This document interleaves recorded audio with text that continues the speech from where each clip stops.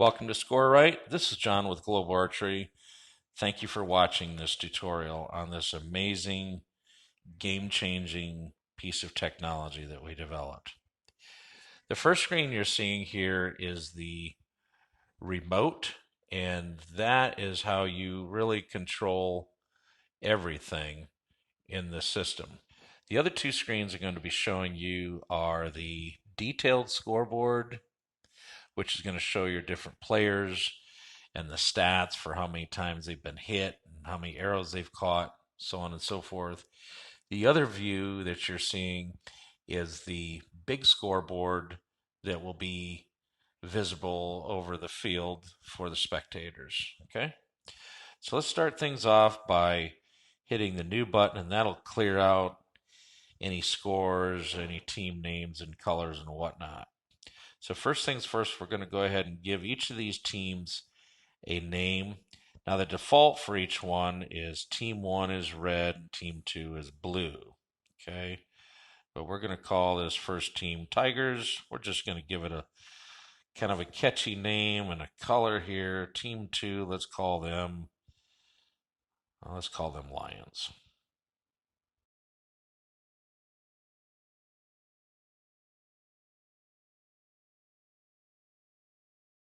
Now this is where it gets fun.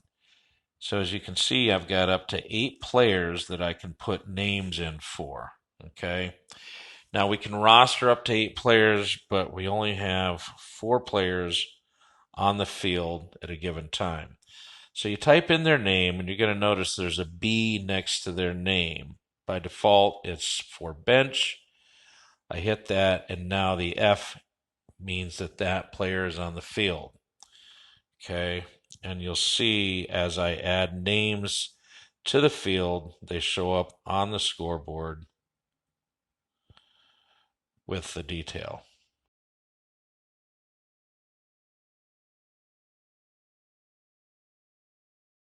All right, so we have our players in now.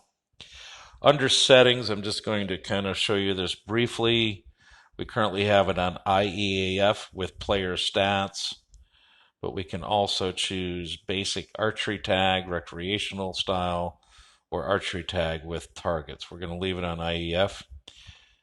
Also, for the period length, you can vary that according to what you're doing. So if you're just doing recreational play, or you've got a lot of people that you're trying to run through, you can make these periods any length that you want. But for this illustration, we're going to do a standard 8-minute period, and there's 3 8-minute periods to a match, and that's if we were playing regulation, league, or tournament play. Okay, so now if you're doing a league or a tournament, you're going to have a referee or 2 referees on each side of the field. So typically for league, you're going to have 1 referee. For a tournament, you'll have 2 referees. And for each side, you're going to have a scorekeeper. Okay, so now the scorekeeper for the Tigers, they are side A, which is on the left. So how this works is as you enter the field through the neutral zone, the team on the left is side A, the team on the right is side B. So side A is actually the Lions or the Tigers, and side B would be the Lions. Okay, so the other scorekeeper, and you'll see that, is they would be watching for Lions here. Okay, so I'm going to go ahead and start this period here.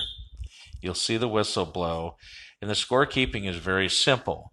So me as a scorekeeper, I am listening through a headset to my referee or referees that are on the same channel as myself. The other scorekeeper is on a different channel listening to their referee or their referees. Okay, so all I'm listening for is, say, 1 hit. Okay, they don't call out the player name, they don't call out the team name or the color. Say 3 catch, 3 hit, 4 hit, 1 catch. And you'll see that on the scoreboard here with the player stats. Okay, so player 2 for Tigers had another hit. Okay. Player 2 got hit again, and you'll see that scoreboard changing. Player 3 got a catch. Player 4 got hit. Player 4 got a catch. Okay. And you'll see that scoreboard changing accordingly. Now, my other scorekeeper is listening for hits and catches and penalties on the Lions as well. Okay. So as you can see, this is very, very simple. The other thing I want to point out here is, again, on the scoreboard here, you see the countdown clock, and you see an arrow to the left and an arrow to the right. You also see where it says P1. That means it's period 1, as you'll see that on the scoreboard as well. Okay. Now, so let's say there's an issue on the field, maybe a broken arrow or whatnot. So we can pause the game, deal with the issue, and then we can restart the game. We can also remove or add time to the clock as is needed. So let's go ahead and hit resume, and then we continue our gameplay. So for the sake of this video, I'm going to reduce the time on that clock. Okay, we're going to take it down. And now one thing that's pretty interesting about this, there's a lot of technology built in. So when we get down to 30 seconds, there's a 30-second warning, and you'll hear that through the speaker. And also, as the scorekeeper, you're going to feel 30 your seconds. phone vibrate. Okay. So again, you heard it say 30 seconds. So let's go ahead and get this down to the end of the match here, the period.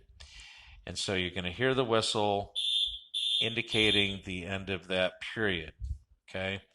Now, the other interesting thing that you're going to see here at 2 minutes and 30 seconds, there's a 3-minute break, and at 2.5 minutes, you're going to see the scoreboard change, where you're going to see the teams flip. We call that team flip. Okay. So at the end of the period, the teams take the field on the opposite end and continue their gameplay. So let's go ahead and we can hit start again. This is kind of a short tutorial showing you some of the capabilities of this. We have a lot more information to share with you in tutorials coming up.